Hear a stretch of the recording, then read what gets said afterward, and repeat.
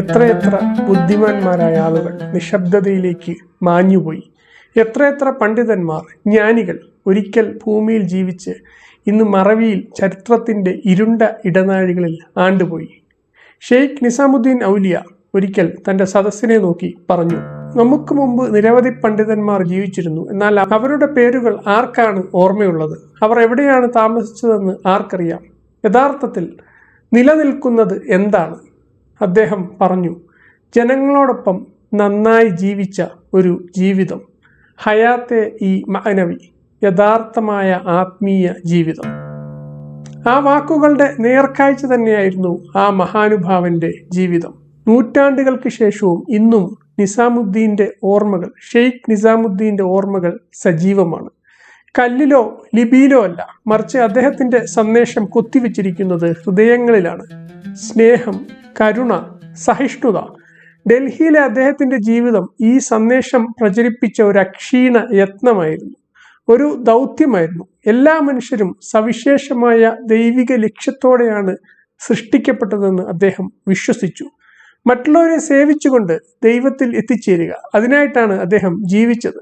അദ്ദേഹം പ്രാർത്ഥന ഉപദേശിക്കുക മാത്രമല്ല ചെയ്തത്, ദരിദ്രരെ സഹായിക്കുക, ദരിദ്രർക്ക് ഭക്ഷണം നൽകുക, തകർന്നവരെ ആശ്വസിപ്പിക്കുക എന്നിവ അദ്ദേഹം പഠിപ്പിച്ചു. പതിതരും ഖിന്നരുമായവർ അദ്ദേഹത്തിന്റെ കുടക്കീഴിൽ ഒത്തുചേർന്നു. അവർ അദ്ദേഹത്തെ ഒരു പേര് വിളിച്ചു, മെഹബൂബെ ഇലാഹി. ഈ മഹാനായ സൂഫി വര്യന്റെ ചരിത്രം നിങ്ങൾക്ക് അറിയാമോ? അത് ചെറിയ അധ്യായങ്ങളായി പറയാനാണ് ഇവിടെ ഉദ്ദേശിക്കുന്നത്.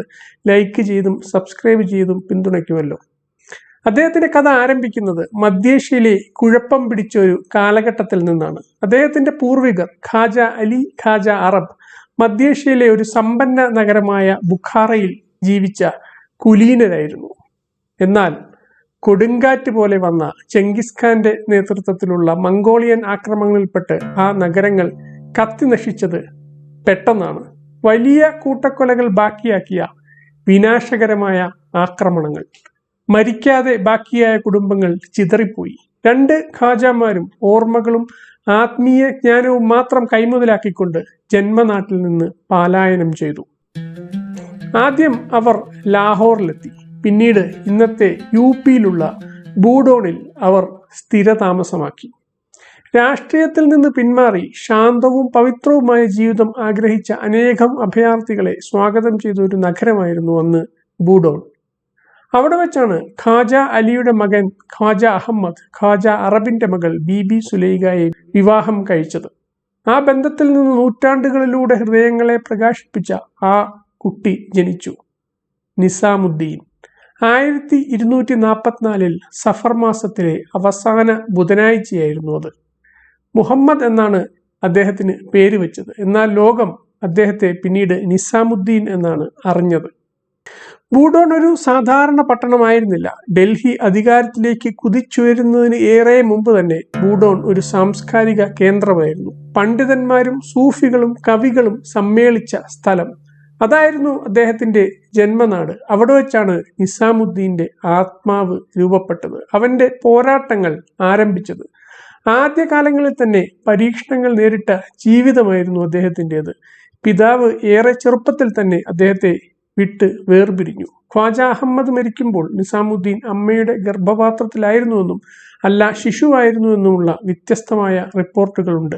ഈ വിഷയത്തിൽ ഒരു കഥ ഇങ്ങനെയാണ്. നിസാമുദ്ദീന്റെ മാതാവ് ബീബി സുലൈഖ ഒരിക്കൽ ഒരു സ്വപ്നം കണ്ടു. അതിൽ ഒരു ശബ്ദം അവർക്ക് മുന്നറിയിപ്പ് നൽകി, ഒരാൾ മരിക്കും, ഒന്നെങ്കിൽ നിങ്ങളുടെ ഭർത്താവ് അല്ലെങ്കിൽ നിങ്ങളുടെ മകൻ, തിരഞ്ഞെടുക്കുക. അവർ തൻ്റെ മകനെ ചേർത്ത് പിടിച്ചു. ഏറെ താമസിയാതെ അവളുടെ ഭർത്താവ് രോഗബാധിതനായി മരണപ്പെട്ടു. ബൂഡോണിലെ സാഗർ ടാങ്കിനടുത്ത് അദ്ദേഹത്തിന്റെ ഖബർ ഇപ്പോഴും സ്ഥിതി ചെയ്യുന്നു. പിന്നീട് അതിനടുത്ത് ഒരു പള്ളിയും ചുറ്റുമതിലും പണി കഴിപ്പിക്കപ്പെട്ടു. അച്ഛനില്ലാത്ത നിസാമുദ്ദീനെ അമ്മ ഒറ്റയ്ക്കാണ് വളർത്തിയത്. അവർ ഒരു സാധാരണ സ്ത്രീ ആയിരുന്നില്ല. ആഴമേറിയ വിശ്വാസത്തിന്റെ, ഈമാനിന്റെ ഉടമയായിരുന്നു. കഠിനമായ ധാർമ്മിക ഇച്ഛാശക്തിയും സൗമ്യമായ ആത്മീയ ജ്ഞാനവും നൽകിയാണ് അവർ തൻ്റെ മകനെ വളർത്തിയത്. നിസാമുദ്ദീന്റെ ബാല്യകാലം ദാരിദ്ര്യത്തിൽ മുങ്ങി കുളിച്ചതായിരുന്നു. പക്ഷെ ഒരിക്കലും അതിൻ്റെ പേരിൽ ലജ്ജിക്കാൻ ബീബി സുലൈഖ അവനെ അനുവദിച്ചില്ല. അവർ പോരാട്ടത്തെ ശക്തിയാക്കി മാറ്റി, കഷ്ടപ്പാടുകളെ വിശുദ്ധമാക്കി. യഥാർത്ഥ സമ്പത്ത് നാണയങ്ങളിലല്ല, ദൈവം നൽകുന്നതിൽ സംതൃപ്തനായിരിക്കുന്നതിലാണ്, ആ അവസ്ഥയിലാണ് എന്ന് അവർ അവനെ പഠിപ്പിച്ചു. അദ്ദേഹത്തിന്റെ ജീവിതത്തെ മുഴുവൻ പിന്നീട് രൂപപ്പെടുത്തിയ ദൈവത്തോടുള്ള കീഴടങ്ങലും ഉപാധികളില്ലാത്ത സ്നേഹവും അഭ്യസിപ്പിച്ചു. വർഷങ്ങൾക്ക് ശേഷം നിസാമുദ്ദീൻ ഉസ്താദായ ബാബ ഫരീദിന്റെ മാതാവിനെ പ്രശംസിച്ചുകൊണ്ട് പറയുകയുണ്ടായി, ഒരു മകൻ രൂപപ്പെടുന്നത് അവന്റെ അമ്മയുടെ വിശ്വാസത്തിൽ നിന്നാണ്, ഈമാനിൽ നിന്നാണ്. തീർച്ചയായും ആ വേളയിൽ അദ്ദേഹം സ്വന്തം മാതാവിനെ കൂടി ഓർക്കുകയായിരുന്നു. ബൂഡോണിൽ 2 ശ്രദ്ധേയരായ അധ്യാപകരുടെ കീഴിൽ ബാലനായിരിക്കെ അദ്ദേഹം പഠിച്ചു. ആദ്യത്തേത് ഷാദി മുക്രി, ഒരു ഹിന്ദുവായ ആളുടെ അടിമയായിരുന്നു ഷാദി. പിന്നീട് ഒരു പണ്ഡിതനായി. ഷാദിയാണ് നിസാമുദ്ദീനെ ആദ്യം ഖുർആൻ പഠിപ്പിച്ചത്. വാക്കുകൾ മാത്രമല്ല, ഖുർആനോടുള്ള ആദരവ്, ഖിറാഅത്ത്. പിന്നീട് വർഷങ്ങൾക്ക് ശേഷം ഡൽഹിയിൽ വെച്ചാണ് നിസാമുദ്ദീൻ ഖുർആൻ മുഴുവനും മനഃപ്പാടമാക്കി ഹാഫിളായത് എങ്കിലും അത് സാധ്യമാക്കിയത് ഷാദിയുടെ ആശീർവാദമാണെന്ന് അദ്ദേഹം എപ്പോഴും പറയുമായിരുന്നു. രണ്ടാമത്തെ ആൾ മൗലാന അലാവുദ്ദീൻ ഉസൂലി, വളരെ വിനയാന്വിതനായ ഒരു മനുഷ്യൻ, നിത്യ ദാരിദ്ര്യത്തിൽ ജീവിച്ചിരുന്ന ഒരു മനുഷ്യൻ. അത് കാരണം പലപ്പോഴും കാട്ടുചെടികളുടെ വില കുറഞ്ഞ വിത്തുകൾ മാത്രം ഭക്ഷിച്ചാണ് അദ്ദേഹം അതിജീവിച്ചിരുന്നത് എന്ന് പറയപ്പെടുന്നു. അദ്ദേഹത്തിന്റെ ദാരിദ്ര്യം കണ്ടറിഞ്ഞ് ഒരിക്കൽ ഒരു ധനികനായ അയൽക്കാരൻ 1000 നാണയങ്ങൾ നൽകാൻ തയ്യാറായപ്പോൾ അദ്ദേഹം അത് നിരസിക്കുകയാണ് ചെയ്തത്. നിസാമുദ്ദീന് ഉസൂലി ഒരു അധ്യാപകനേക്കാൾ മറ്റ് പലതുമായിരുന്നു. ഉയർന്ന ലക്ഷ്യത്തിനായി സമർപ്പിതമായ ജീവിതത്തിന്റെ ഉദാത്ത മാതൃകയായിരുന്നു. ഒരു കാലത്ത് അലഞ്ഞു തിരിയുന്ന യുവാവായിരുന്നു ഉസൂലി. മഹാനായ സൂഫി വര്യൻ ഷെയ്ഖ് ജലാലുദ്ദീൻ തബ്രീസിയുടെ ശിഷ്യനായതോടെയാണ് അദ്ദേഹം ആകെ മാറിയത്. അത് അദ്ദേഹത്തിന്റെ ജീവിതത്തിന് പുതിയ ദിശാബോധം നൽകി. വർഷങ്ങൾക്ക് ശേഷം നിസാമുദ്ദീനെ പാണ്ഡിത്യത്തിന്റെ തലപ്പാവ് അണിയിച്ചതും ഉസൂലിയായിരുന്നു. ദസ്താർ ഇ ഫാസിലത്ത്, ഇന്നത്തെ കോൺവക്കേഷൻ പോലെയൊക്കെയുള്ള ഒരു ചടങ്ങ്. പക്ഷെ ഒരു തലപ്പാവ് വാങ്ങാനും അതിനുള്ള ചിലവ് വഹിക്കാനും കൂടി കഴിയാത്ത വിധം ദരിദ്രമായിരുന്നു നിസാമുദ്ദീന്റെ കുടുംബം. അവർ അതിന് ഏറെ ബുദ്ധിമുട്ടി. നിസാമുദ്ദീന്റെ അമ്മ ബീബി സുലൈഖ സ്വന്തം കൈകൊണ്ട് പരുത്തി നൂറ്റു. അയൽക്കാരുടെ സഹായത്തോടെ അത് നെയ്തെടുത്തു. പിന്നെ കഴുകി ഉണക്കി ആ എളിയ തുണി കൊണ്ട് നിസാമുദ്ദീൻ തന്റെ അധ്യാപകന്റെ മുന്നിൽ നിന്നു.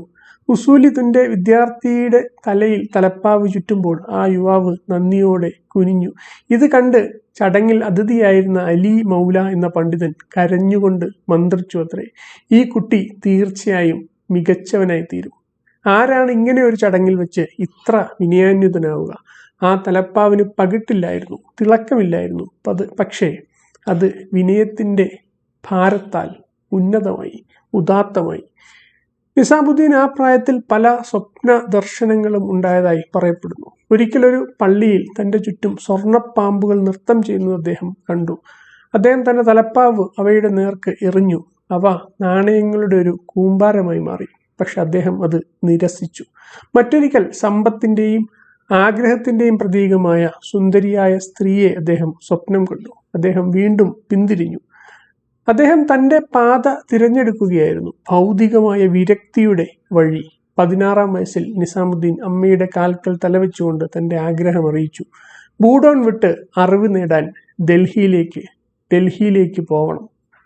അവർ സമ്മതിച്ചു. അങ്ങനെയാണ് അമ്മയോടും സഹോദരിമാരോടും കൂടി അദ്ദേഹം അറിവ് തേടി ഡൽഹിയിലേക്ക് എത്തുന്നത്.